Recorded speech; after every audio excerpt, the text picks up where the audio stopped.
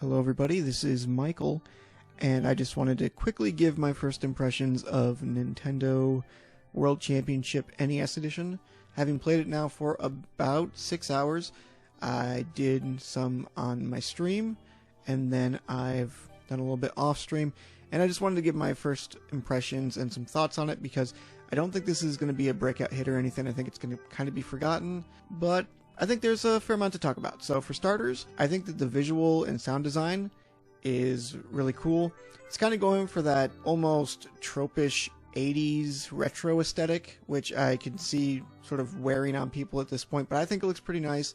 And I think very importantly, as far as I can tell anyway, the games themselves are very well presented. I didn't notice any like scrolling shimmer on the side-scrolling games. Maybe it's there, but it wasn't very apparent to me. I could also see people not really loving the fact that there's an enforced border, but I don't know, I kind of dig it. And yeah, overall I think it's a very well presented game.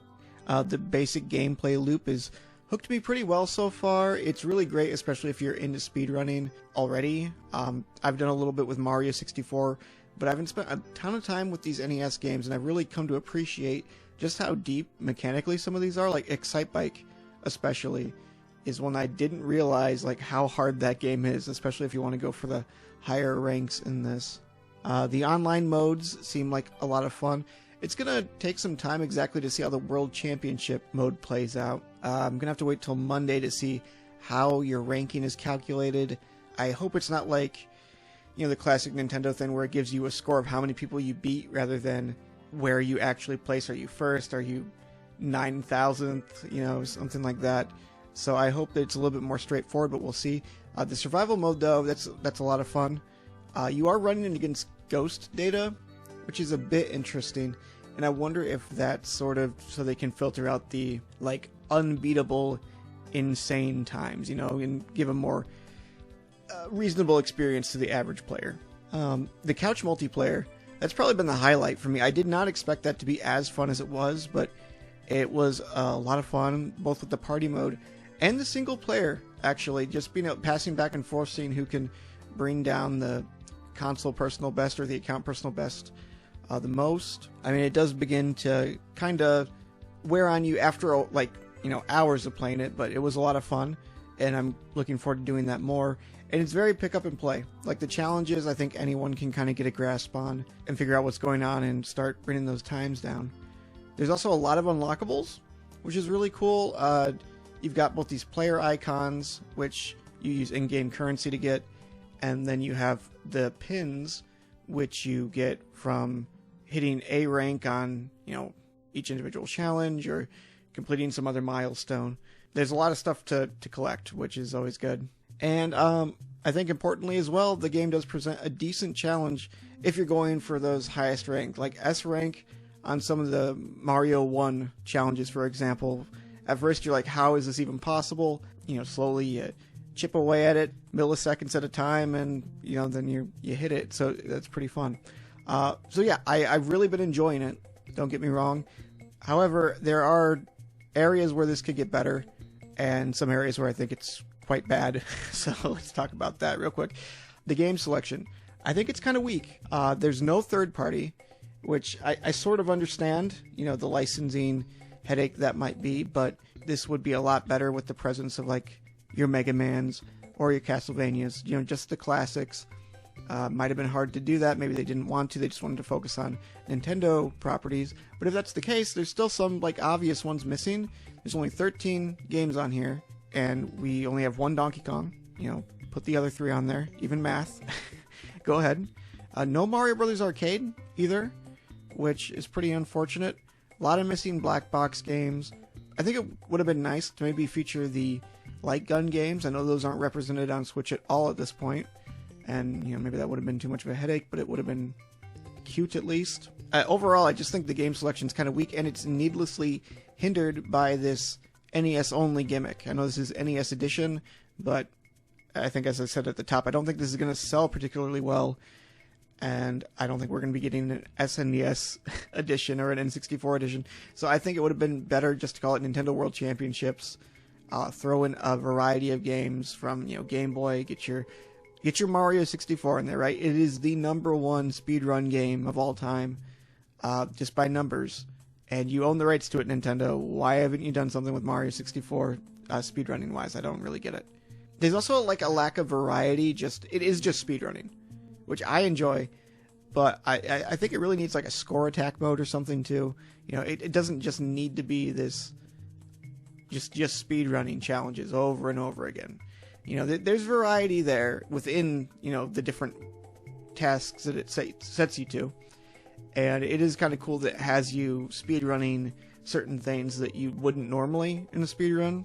But still, it could use more.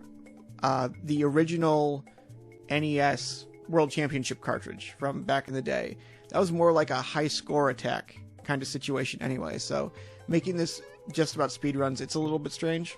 Input delay is also an issue. I think I've heard that it's like 4 frames of input delay. I think that Mario 1 runner GTA said that, and you can definitely feel it. I was able to get used to it after a while, and I'm very sensitive to input delay. It really bothers me. At first, this was a real struggle, but it did get better over time. One thing that does annoy me quite a bit is the lack of the ability to remap your controller. Like you have to use the default mapping, and it's this way a lot with Nintendo's emulation services for some reason. Now, I like to play my games sort of Super Nintendo style, where Y is run and B is jump.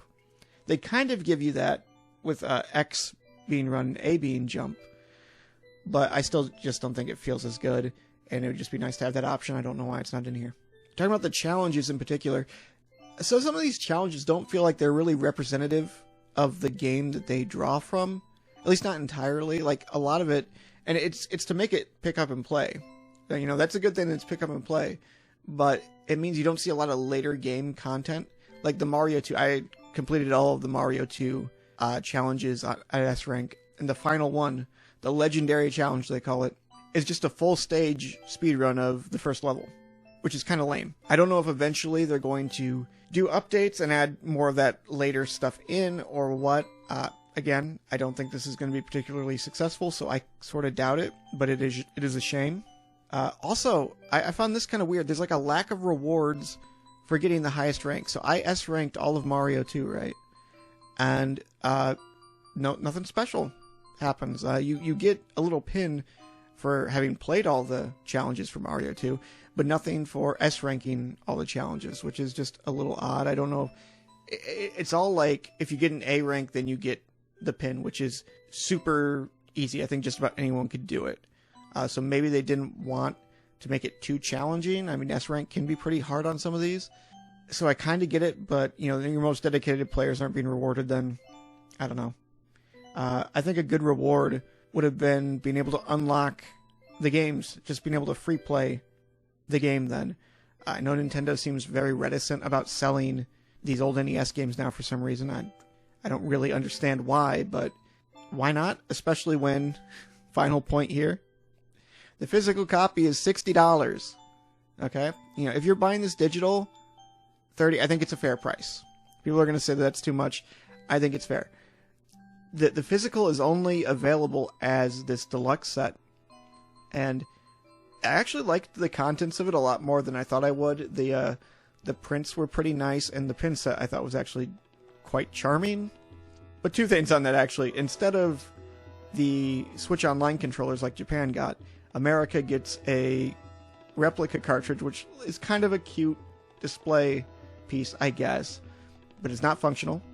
I really would have liked to had a better controller for these games, to use with this, and we just didn't get that for some reason. And it's just a shame that, we're forced to buy that bigger box just to be able to own a cartridge of your game.